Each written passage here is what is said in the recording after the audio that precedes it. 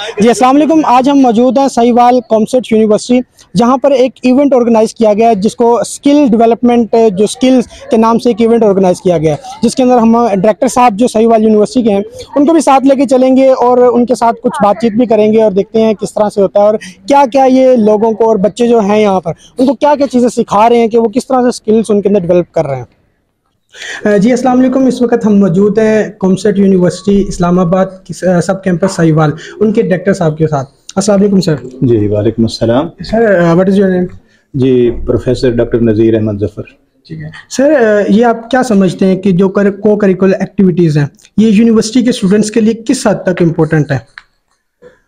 हाँ जी, मैं समझता हूँ कि एक किसी भी बच्चे की बेहतरीन तरबियत ट्रेनिंग के लिए जितनी एकेडमिक एक्टिविटीज़ इंपॉर्टेंट है उतनी ही एक्स्ट्रा करिकुलर एक्टिविटीज़ और को करिकुलर एक्टिविटीज़ इंपॉर्टेंट हैं।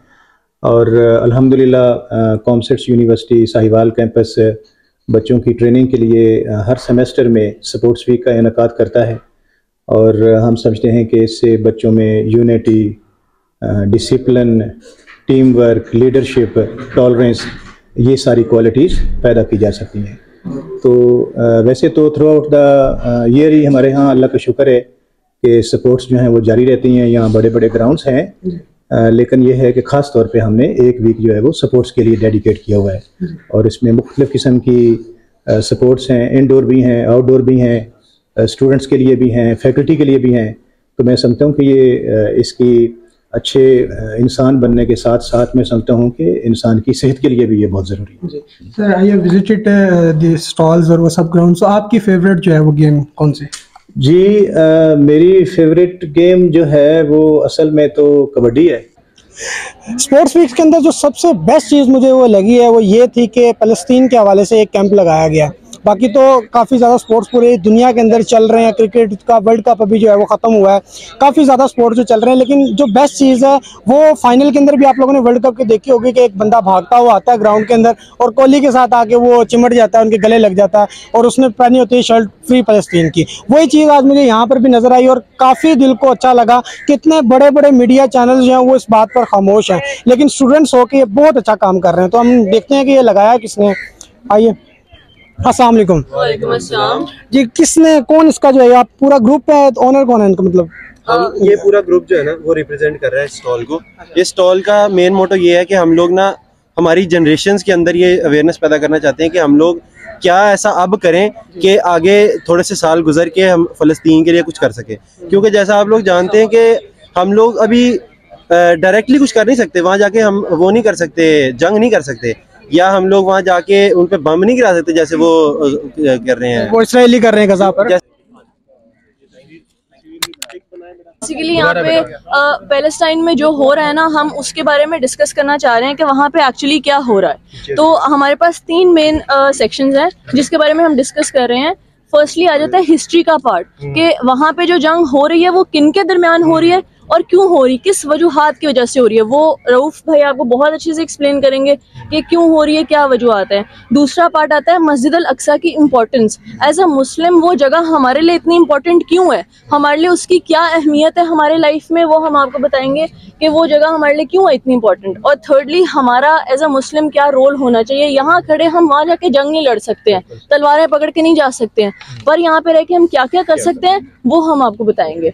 तो हम 1 बाय 1 फिर उसको बेटा ये जो 3 हिस्सों में आपने डिवाइड किया हुआ है, इसमें जो हिस्ट्री के बारे में बताएंगे वो कौन है आपके जो इस फोकल पर्सन है? तो आप हिस्ट्री बेटा आपने पढ़ रखी है ऑलरेडी बनी इसराइल की और ये वो, या थोड़ी आपने रिसर्च की इसके ऊपर?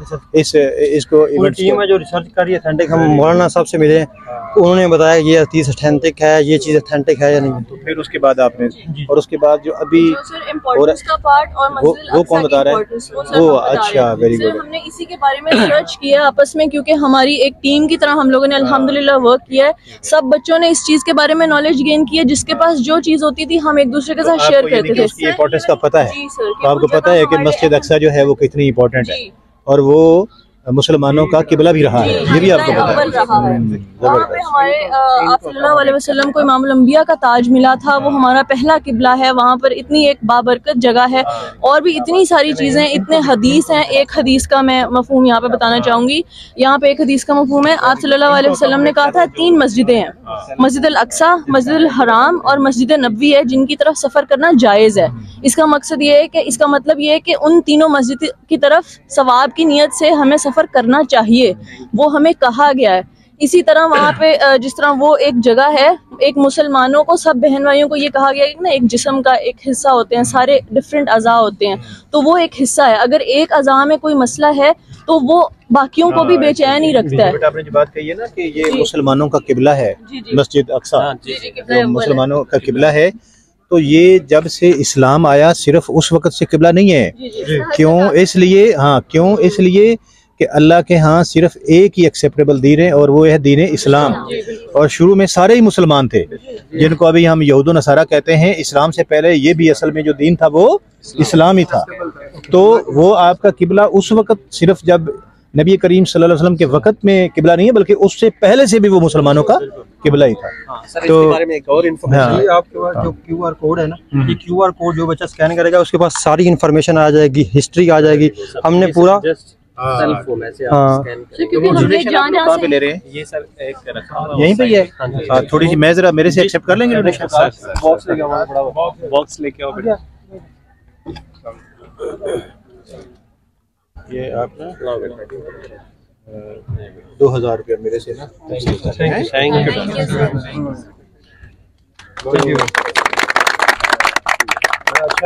बड़ी अच्छी कॉज है। इससे आप ये ना समझें कि हमारी इस एफर्ट से क्या फ़र्क पड़ेगा। आपसे अल्लाह सुब्हानहू व तआला उतना ही पूछेंगे जितना आप कुछ कर सकते थे। तो आप लोगों ने, मुझे बड़ी खुशी हुई है कि बच्चे जो हैं वो झूले ले रहे हैं और बाकी गेम्स में, वो भी अच्छी बात है, लेकिन आप लोग ख़ास तौर पे अपने आप को यहाँ पे डेडिकेट किया हुआ है। मैं आप लोगों को इस पे सैल्यूट करता हूँ।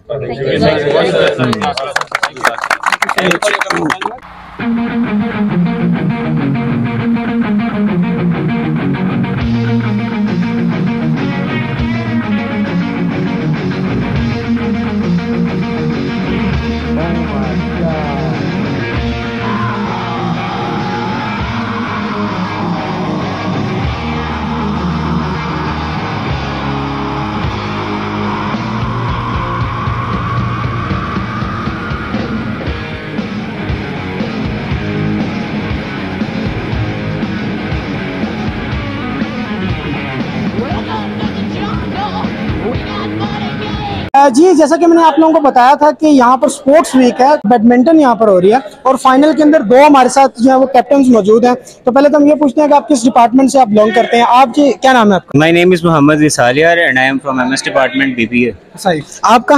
Abdurrahman Aslam, mechanical department. सही। तो ये आज फाइनल मैच हो रहा है, तो कौन अभी तक इसके अंदर जीत रहा है? सेमीफाइनल्स हुए हैं, उनमें दोनों टीम्स ने विन किया। लेट्स सी फाइनल में कौन जीतता है। सही। तो आप लोगों को लगता है मतलब इसको, ये जो स्पोर्ट्स है, इसको आप लोग वैसे भी खेलते हैं या सिर्फ यूनिवर्सिटी में एंजॉयमेंट के लिए? नहीं, I am under-19 district champion in 2020। सही। तो मैं रोज प्रॉपर रेगुलर गेम कर रहा हूँ। नीली बार पेप्सी क्लब बारीबाला। सही। और आप? I am champion from college level badminton, all boards, eye ball boards. सही। और डेली बैडमिंटन गेम करता हूँ। चलिए, बहुत अच्छी बात है, उसको लेकर चलना चाहिए। और आप लोग ये क्या सोचते हैं कि स्पोर्ट्स जो है ये बच्चों को खराब कर रही हैं या फिर ये करनी चाहिए स्टडीज के साथ साथ? करनी चाहिए। स्पोर्ट्स के ग्राउंड बाद है तो हमारे हॉस्पिटल वीरान पड़े, इसलिए पड़े स्पोर्ट्स। चलिए, और आपका इस बारे में? मेरा इस बारे में सेम यही ख्याल है, बल्कि इसको इतना प्रमोट करना चाहिए कि ताकि हमारे आने वाले बच्चे, जो हमारी जनरेशंस हैं, उनको मोबाइल्स को छोड़ के, उनको मोबाइल्स पे प्रायोरिटी नहीं देनी चाहिए। मोबाइल्स पे उनको स्पोर्ट्स को प्रायोरिटी देनी चाहिए, कि ना कि वो मोबाइल यूज़ करें, कोई टाइम वो स्पोर्ट्स में, ग्राउंड में दें, ताकि वो मेंटली भी फिट हो और फिजिकली भी फिट हो। तो बैडमिंटन का आप क्या स्कोप देख रहे हैं? पाकिस्तान में तो ज़्यादा हर कोई क्रिकेट के पीछे पड़ा हुआ है। बैडमिंटन को ये सारा, जैसे पहले मैंने बताया कि स्पोर्ट और आपकी एक प्रॉपर एक मैनेजमेंट वो सारी हो, तो बैडमिंटन को एज सच कोई स्पोर्ट या हमारा कोई जो कोई भी नुमाइंदा, ना कोई गवर्नमेंट के सर्वेंट जो है वो डील कर रहा है, कोई भी नहीं कर रहा। क्रिकेट को देखे तो हर बंदा क्रिकेट को इसलिए प्रायोर करता है कि नए आने वाली बड़ी यंग जनरेशन जो है उन्होंने PSL खेलने हैं, लीग्स खेल रहे हैं। इसी तरह हमारी भी लीग्स होनी चाहिए, हमें भी प्रमोट होना चाहिए, हमें भी बाहर का मतलब फॉरेन का विजिट करवाना चाहिए, हम भी खेलें ताकि हमें भी पता चले कि दुनिया किस लेवल पे जा रही है और हम लोग किस लेवल पे। तो आपको क्या समझते हैं कि मतलब क्रिकेट की बैडमिंटन होनी चाहिए, पाकिस्तान लेवल पे भी हो, आउट ऑफ कंट्री भी। हमारे यहाँ पे सिर्फ क्रिकेट ही 24 घंटे क्रिकेट है ना, हमारी कोई और गेम ना हॉकी है, सिर्फ यही है कि क्रिकेट। बैडमिंटन अच्छी गेम है, badminton table tennis other game भी बहुत अच्छी है, हमें हमारे मुल्क में होनी चाहिए, हमारे यानी कि गवर्नमेंट को भी प्रमोट करना चाहिए बच्चों को। चलिए, थैंक यू वेरी मच। जो स्किल डेवलपमेंट के अंदर स्टॉल्स लगे हैं जो स्टूडेंट्स ने खुद लगाए हैं, तो हम एक दो स्टॉल्स के ऊपर जाते हैं और उनसे पूछते हैं कि आपने किस बेसिस पर लगाए, कि क्या आप समझते हैं कि मार्केट के अंदर भी आप लोग जाके इन चीज़ों को फिर सेल कर सकेंगे या फिर यहीं पर सिर्फ स्टूडेंट्स की हद तक ही ये खरीदते हैं लोग।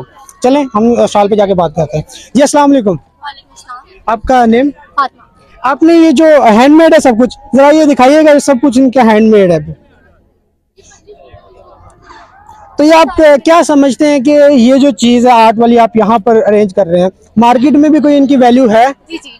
किस तरह से आप ये अगर बाहर जाके मार्केट में सेल आउट करना चाहें तो वो लेंगे या सिर्फ ये स्टूडेंट्स की हद तक है? नहीं, बाहर जाके भी सेल होती हैं और उसकी काफ़ी हाई प्राइसेस होती हैं और बहुत अच्छे तरीके से मतलब बहुत अच्छी प्राइस पे सोल्ड हो जाती है। मैंने भी काफ़ी रिजनेबल प्राइस रखी है क्योंकि यूनिवर्सिटी में है ये और स्टूडेंट्स इतना ज़्यादा बजट नहीं अफोर्ड करते, तो इसलिए काफ़ी रिजनेबल प्राइसेस हैं। लेकिन ये जब बाहर सोल्ड करेंगे तो फिर ऑब्वियसली इसकी प्राइसेस हाई हो जाएगी। तो आप समझती हैं कि स्टडीज के साथ साथ बच्चे को कोई स्किल भी आनी चाहिए, स्टूडेंट्स के अंदर होनी चाहिए? जी बिल्कुल होनी चाहिए। आप ओनर इस स्टॉल की या आप ग्रुप हम में? सारे काम बेसिकली ज्यादा मेरा है और बाकी इनकी हेल्प है सारी, ये लोग साथ हैं, एज अ टीम मेंबर मेरे साथ काम कर रहे हैं, डील वगैरह करेंगे सबके साथ। कितनी देर में ये आपने कहाँ से ये जो है वो सब कुछ सीखा है? मैंने सीखा नहीं है, मैंने प्रैक्टिस किया है, नहीं किसी से नहीं सीखा, मैंने सिर्फ प्रैक्टिस की है। पहले जब मैंने बनाया था 2019 में मैंने स्टार्ट किया था ये, और उसके बाद लॉकडाउन में मैंने काफी प्रैक्टिस की है खुद ही से, एज सच मतलब किसी से क्लासेस नहीं ली है, प्रैक्टिस से ही सारा कुछ। 2019 में किसको देखा था कि कौन इस तरह से कर रहा है, वो किससे मोटिवेट हुए हैं या फिर? एक्चुअली मैं ना बचपन से ही पेंटिंग में बहुत अच्छी थी, तो मुझे ना ये जब भी मैं पेंटिंग के लिए कोई आइडियाज निकालती थी तो उसमें कैलीग्राफी के आते थे और मुझे बहुत मोटिवेट करते थे, लेकिन मुझे लगता था मैं नहीं बना पाऊंगी। सो एक दिन प्रैक्टिस की थी मैंने और वो बहुत अच्छा बना था, मुझे उसका रिस्पॉन्स काफी अच्छा मिला था, तो उसके बाद फिर मैंने इसको परस्यू कर लिया था। फिर वेरी ब्यूटीफुल, बहुत अच्छे तरीके से आपने वो सब कुछ अरेंज किया, बहुत प्यारा लग रहा है माशाल्लाह। Thank you. इसमें मेरे एक सर थे, उन्होंने मेरी काफ़ी हेल्प की थी क्योंकि वो खुद भी कैलीग्राफर हैं और वो शायर भी हैं, तो उन्होंने इसका एग्जीबिशन भी करवाया था, तो बस उन्हीं को देख के ज़्यादा मोटिवेशन मिली और कॉन्फिडेंस काफ़ी बिल्ड हुआ क्योंकि उन्होंने काफ़ी तारीफ़ की थी। और फिर ऑब्वियसली एग्जीबिशन हुआ, उन्होंने भी इंटरव्यू लिया था, तो इस वजह से काफ़ी कॉन्फिडेंस मेरा गेन हुआ था इनको बनाने में और आज यहाँ लगाने में। चलो, थैंक यू जी। Now we are on second stall. तो सेकंड स्टॉल पे आप लोग देख सकते हैं कि चूड़ियाँ लगाई हुई हैं, गजरे और फ्लावर्स। तो इनका क्या स्कोप है? हम इनके जिन्होंने स्टॉल लगाया है, जिस ओनर ने, उनसे हम बात करते हैं। ये बस स्कोप नहीं, बस खुशियाँ बांट रहे हैं, सही, लोगों को सस्ते में चीज़ें प्रोवाइड कर रहे हैं यहाँ पे ताकि सब एंजॉय करें अपने इवेंट्स को। ये अमूमन तो गर्ल्स लगाती हैं स्टॉल, हमने थोड़ा सा चेंज लाया है कि बॉयज़ भी ये स्टॉल लगाएं, सही, असल में हमें भी एक्सपीरियंस हो कि किस तरह इन चीज़ों को सेल किया जा सकता है। ऑल दो मार्केट में ज़्यादातर बॉयज़ ही ये चीज़ें सेल करते हैं, तो हमें भी एक वे ऑफ इंटरेक्शन मिल गया है कि हम गर्ल्स को किस तरह डील कर सकते हैं। लेकिन ये जो चीज़ें हैं ना, ये आपने स्टॉल का जो मैंने बाहर नाम देखा स्किल डेवलपमेंट है, तो स्किल कुछ इस तरह की होनी चाहिए कि आप लोग बाहर जाके भी इसको सेल कर सकें, तो आप इसको कर सकते हैं। आप क्या सोचते हैं? जी हम कर सकते हैं। आप क्या सोचते हैं इस बारे में? जी हम जरूर कर सकते हैं। हमारे एहतशाम भाई हैं, ये भी फ्यूचर में अपनी फ्लावर्स की शॉप बनाने का सोच रहे हैं। फ्लावर्स की शॉप होनी चाहिए, बहुत प्रॉफिट है, प्रॉफिटेबल बिजनेस है, अच्छा वाला प्रॉफिट होता है इस पे। आप अपनी फ्लावर्स की शॉप बनाएं, डबल ट्रिपल रेट पे बिक सकता है, इसलिए बिक रहा है, यहाँ भी बिक रहा है। मुजदार भाई आने वाले वक्त में चूड़ियों की दुकान बनाएंगे। सही, आप मतलब तीनों ने सोचा हुआ है कि हम साथ करेंगे, लोगों की मेहंदी भी लिखवाया करेंगे ना, मेहंदी के पहले अच्छी बात है। स्टडीज के साथ साथ बंदे के पास स्किल्स भी होनी चाहिए, क्योंकि आपको पता है पाकिस्तान के अंदर तो बहुत कम जो है वो जॉब्स की अपॉर्चुनिटीज हैं। पैसिव इनकम का हमारे सोर्स है। सही, सिर्फ इसमें नहीं, हर बिजनेस में आप इन्वेस्ट कर सकते हैं, हर बिजनेस को चला सकते हैं। आपकी भी शादी हो तो आप जरूर हमें ऑर्डर दीजिएगा। जी, मुझे आप नंबर दे दीजिएगा बैक ऑफ कैमरा, तो मैं इंशाल्लाह। जी भाई, और ये कैमरामैन भाई के लिए स्पेशल डिस्काउंट होगा, स्पेशल डिस्काउंट। चलो, बहुत शुक्रिया। नेक्स्ट हमारा स्टॉल है वो है हमारी बेकरी आइटम्स के बारे में। ये देखिए, इन्होंने छोटी छोटी जो है वो पेस्ट्रीज टाइप और पैनकेक्स इनको बोलते हैं। जी बिल्कुल, इनको आप कपकेक भी बोल सकते हैं। जी, कपकेक और पैनकेक्स जो है ये इन्होंने बनाए हुए हैं। तो हम इनसे पूछते हैं कि इस स्टॉल्स को जो है आप लोग आगे तक लेके जाएंगे या सिर्फ यूनिवर्सिटी में एंजॉयमेंट की हद तक इसको रखना है? ये आपने बड़ा अच्छा सवाल किया है। तो बेसिकली ये हमारा एज स्टार्टअप आप कह सकते हो कि ये हमारा फर्स्ट स्टॉल है, फर्स्ट एवर जो हमने इस यूनिवर्सिटी में, हम 5th सेमेस्टर के स्टूडेंट है बेसिकली, हम लोग बिजनेस डिपार्टमेंट के लिए CS के हैं, हमने फर्स्ट स्टॉल लगाया है। तो बड़ा मजा आ रहा है हमें ये बिजनेस करते हुए, क्योंकि हमें पता है बिजनेस हर जगह होता है। तो अगर ये हमारी सेल अच्छी होती है, व्हाई नॉट, हम इसको जरूर आगे लेकर जाएंगे। अच्छी बात है ना, मतलब स्किल भी होनी चाहिए स्टूडेंट के पास, क्योंकि जॉब अपॉर्चुनिटीज बहुत कम है इस पाकिस्तान के अंदर। तो ये तो ऐसे ही है ना कि आप अपने टैलेंट को खुद आप कैश करवाएं, आपके पास जो स्किल है आप उसको यूज करें और आप आगे जाएं। आपने सिर्फ इतना सही लगाया था या और भी थी प्रोडक्ट्स वगैरह? यहाँ पर फिलहाल हमारे पास ये 3 प्रोडक्ट्स हैं जो हमारी अभी तक अच्छी सेल हो चुकी है।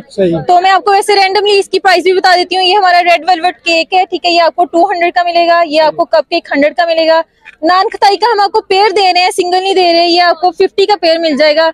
इसके साथ एक ऑफर है कि अगर आप 2 से ज्यादा जो है वो रेड वेलवेट अगर आप पेस्ट्रीज देते हैं तो हम आपको ये आपको कार्ड्स हम आपको साथ में फ्री देंगे। ये किस चीज के कार्ड है? आप ये देख सकते हैं, ये बिल्कुल जैसे कोरियन स्टाइल्स होते हैं, ठीक है, फोन के पीछे आप लगा सकते हैं। और ये नेक्स्ट वन, तो मतलब ये वेलवेट के बिल्कुल हैंडमेड है। सही। हाँ। तो इन पे बनाने पे जितना आपका खर्चा आया है वो उसको अपने रख के जो है वो सेल कर रहे हैं या? बिल्कुल, ये हमने पूरी कैलकुलेशन करके हम इसको सेल कर रहे हैं और अभी तक जो हमारा जैसे जा रहा है तो हमारा प्रॉफिट बन रहा है। तो फिर तो अच्छी बात है। अगर आप इसको पैसों में ही सेल कर रहे हैं बिल्कुल, फिर नहीं, हमारा इसके ऊपर प्रॉफिट भी बन रहा है। इसीलिए मैं कह रही हूँ कि हम इंशाल्लाह इस चीज को आगे भी लेकर जाएंगे। बहुत शुक्रिया, thank you very much. Thank you जी। हम अब मौजूद है नेक्स्ट स्टॉल के ऊपर। अस्सलाम वालेकुम। वालेकुम सलाम। आपका नेम? ज़ैनब। आपने क्या लगाया हुआ है, किस तरह से इसको सेल आउट कर रही है और इनको कहते हैं क्या है, पहले ये बताइए। मैंने एक्रेलिक पेंटिंग्स का स्टॉल लगाया हुआ है जी। ये हैंड पेंटेड है सारी। सही। और वो पोलराइड्स है, ये वाले जी, ये पोलराइड्स है, इनको फोन के कवर्स के पीछे लगाते हैं, लाइक जैसा इसको कवर्स के पेंट जैसा बैक पे लगाते हैं। वो बुक मार्क्स है, हैंडमेड, वो भी ये भी जी। वो मिनी कैनवसेस है और वो थ्रेड आर्ट है, वो भी हैंड पे है, खुद बनाया हुआ है। ये भी थ्रेड आर्ट है, ये वाली? ये वाली भी दिखाइएगा। वो एब्स्ट्रैक्ट आर्ट है। ये एब्स्ट्रैक्ट है, दिखाइए। आपने इसकी ट्रेनिंग वगैरह किससे ली? इससे मैंने खुद किया, मुझे शौक था तो मैंने खुद ही बस प्रैक्टिस कर करके। ये गर्ल्स मैंने पहले भी उनसे एक पूछा है तो वो भी कह रही है मैंने खुद ही। ये खुद ही वाला क्या, मुझे नहीं समझ है। शौक होता है बस, आपको टैलेंट होता है ना एक चीज। सीखा किसी से भी नहीं? नहीं, किसी से भी नहीं, बस खुद ही जैसा बस बनाते रहो ऐसा। कुछ सेल कर चुके हैं? हाँ जी, पोलराइड्स में सेल कर चुकी हूँ, एक पेंटिंग सेल कर चुकी है, ये भी सेल कर चुकी हूँ। तो इसको सिर्फ यूनिवर्सिटी के हद तक एंजॉयमेंट के लिए या फिर बाद में भी आप इसको करेंगे कुछ? अभी मैंने स्टार्ट किया है तो अभी देखती है आगे क्या करना है। आज के प्रॉफिट के साथ? हाँ जी। Thank you very much. वालेकुम सलाम। हम अब नेक्स्ट कैंप जो है इनका है तो आपसे पूछते हैं कि किस बारे में है कैंप? बेसिकली ये हमारा न्यूट्रिशन कैंप है जो कि CHN BDS जो है society council health and blood society present कर रही है। यहाँ पे आपकी हाइट वेट मेजर किया जाता है, उसके बाद आपकी BMI कैलकुलेट की जाती है, उसके बाद आपको डाइट प्लान वगैरह दिए जाते हैं। हमारे न्यूट्रिशंस हैं, मैम्स हैं जो यहाँ पे एज लैब अटेंडिंग वर्क कर रहे हैं और उसके साथ जो हमारे पास आउट स्टूडेंट है कॉमसर साहिवाल के, वो यहाँ पर मौजूद है जो कि आपको न्यूट्रिशन की डाइट प्लान दे रहे हैं। सही हो गया। तो अगर एक प्रैक्टिकल आप दे दें मुझे कि मेरा हाइट और वेट वो सब कुछ? जी जी श्योर, हम आपको दे देते हैं। ठीक है, जरा करें अरेंज। हाँ, वो आपको वहाँ पे हाइट पहले हाइट करना पड़ेगा। वहाँ पे हाइट होगी आपकी, वहाँ पे वेट होगा, ठीक है। वहाँ पे आने के बाद यहाँ पे आपका BMI वगैरह कैलकुलेट होगा और उसके बाद जो है मैम आपको वो न्यूट्रिशन स्लिप देंगी आपकी डाइट प्लान के मुताबिक। चलें फिर। और उसके साथ हमारा क्योंकि कंपटीशन स्टूडेंट्स का भी है, वो आप डायरेक्टर साहब आए थे और फाइनलाइज कर गए, विनर्स अनाउंस हो गए हैं। तो कल जो है वो फैकल्टी का है, तो आ जाए आपको। चलिए, सबसे पहले जी वेट अभी हो रहा 71.2। ठीक है, नेक्स्ट अभी जो हाइट आप यहाँ पर आ जाइए,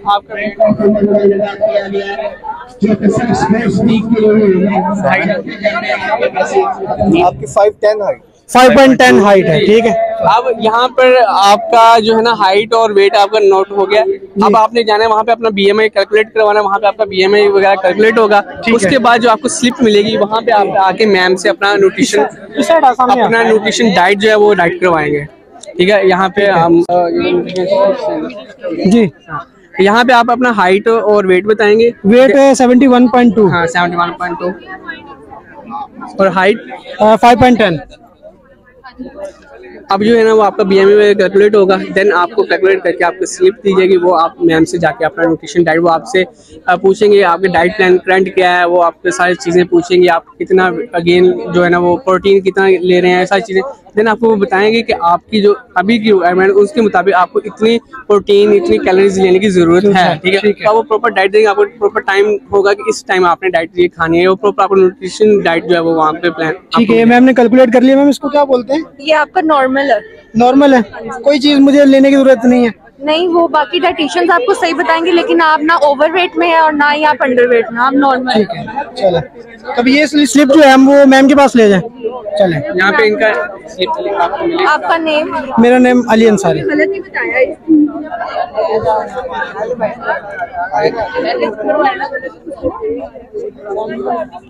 ठीक है, अब ये स्लिप आप ले जाएं मैम। ठीक है जी, अभी हम ये हमारी ये कैलकुलेट हो चुकी है, वेट भी हाइट भी। तो अब हम इनसे पूछते हैं कि क्या नेक्स्ट प्रोसीजर है, कैसा डाइट प्लान हमें फॉलो करना चाहिए।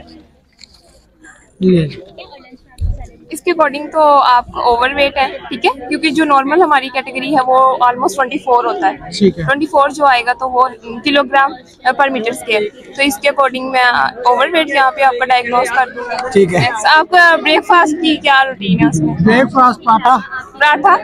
तो पराठे से तो फिर वेट गेन ही होगा। पराठा देसी घी में या वैसे? नहीं, देसी घी नॉर्मल अंडे के साथ? कभी कभार अंडे के साथ। अंडा आप डेली नहीं ले सकते। ठीक है, एक अंडा डेली और पराठा अगर आप ले रहे हैं तो देसी घी में लें, ठीक है। ये हेल्दी वे में हम इस तरह रिकमेंड करते हैं। कितने बजे आप नाश्ता कर रहे हैं? मैं सुबह तकरीबन 7 बजे हो जाता नाश्ता। ठीक है, 7 ये तो बेस्ट टाइमिंग है, ठीक है। 7 to 9 जो है हमारे अकॉर्डिंग जो है न्यूट्रिशनिस्ट के अकॉर्डिंग ये बेस्ट ब्रेकफास्ट टाइमिंग है। फिर मिड मॉर्निंग स्नैक में आप कुछ ले रहे हैं, फ्रूट वगैरह? कभी कभार हो जाता है ग्रेप फ्रूट का जूस। 10 से 11 बजे जो जूसेस होते हैं बेसिकली वो हम रिकमेंड नहीं करते वेट लॉस वालों को, क्योंकि उसमें फाइबर नहीं है। तो फिर हम कहते हैं वैसे फ्रेश फ्रूट खाएं आप, A1 एप्पल या जैसे ग्रेप फ्रूट वगैरह है तो वो आप खाएं, क्योंकि उसमें फाइबर है तो उससे आप ज्यादा फुलफिल रहेंगे, तो वो बेस्ट होता है। ठीक है, और लंच में आप क्या खा रहे हैं? लंच में तकरीबन जो भी बने, सालन वगैरह। सालन लंच की जो बेसिकली हमारे पास टाइमिंग वो हम कहते हैं 1 से 2, ठीक है, या 2 से 3। इसमें होता है रोटी है तो 1 रोटी, या वो पेशेंट के अकॉर्डिंग होता है कितनी उसकी कैलोरी रिक्वायरमेंट है, 1 से 2 सिंपल जो रोटी होती है वो सालन के साथ। अब सालन में ये है कि जो हमारे यहाँ ऑयल बहुत ज्यादा डालते हैं तो उसमें हम कहते हैं कि उसमें से तरी साइड के करके तो फिर खाएं, और सैलेड लाजमी हो इसमें साथ। आप इसमें भी देसी घी या फिर सिंपल ऑलिव ऑयल या देसी घी या वेजिटेबल ऑयल जो हमारे यहाँ वो यूज कर सकते हैं। ठीक है, फिर हमारे पास एक दोबारा स्नैक टाइम आता है, क्योंकि हमारे पास 6 हैं टोटल मील्स ना, इसमें ब्रेकफास्ट लंच और डिनर मेन मील्स है और उसमें स्नैक्स रखे हुए हैं। तो स्नैक एक फिर 4 to 5 के राउंड अबाउट हमारे पास स्नैक आता है। इसमें ग्रीन टी आप ले सकते हैं 1 कप, ग्रीन टी लेकिन विदाउट शुगर, सही है। ग्रीन टी जो मतलब लिप्टन वगैरह, मतलब जो कोई ब्रांड, इसमें कोई ब्रांड स्पेसिफिक नहीं है। ग्रीन मतलब एक होममेड भी होती है ना, वो नहीं, मतलब वो भी ले सकते हैं, ठीक है। जैसे हम जिंजर टी बना लेते हैं घर में या सिनेमन डाल लेते हैं, क्यूमिन डाल के वो भी बना सकते हैं आप। तो कोई भी ग्रीन टी आप ले सकते हैं, उसके साथ आपने 5 to 6 आलमंड्स ले लेने हैं, ठीक है। फिर डिनर में आपकी क्या रूटीन है उसमें? तकरीबन यही टाइम हो जाता है 7 से 8, ठीक है। 7 से 8 जो 8 बजे से बेसिकली पहले हमने डिनर करना होता है, और उसमें 1 रोटी। डिनर में हम स्पेसिफिकली ये कहते हैं कि जो प्रोटीन रिच हो फूड, उसमें मीट से बनी हुई कोई भी चीज़ हो, शामी कबाब हो सकते हैं, बीन सैलेड भी हो सकता है, या लेंटिल्स दालों का सालन कोई भी है तो वो उसके साथ आ सकता है। सालन के साथ जो सैलेड, वेजिटेबल सैलेड, खीरे हैं जैसे गाजर या वो सारा साथ ले सकते हैं, और रायता मस्ट हो इसमें भी साथ।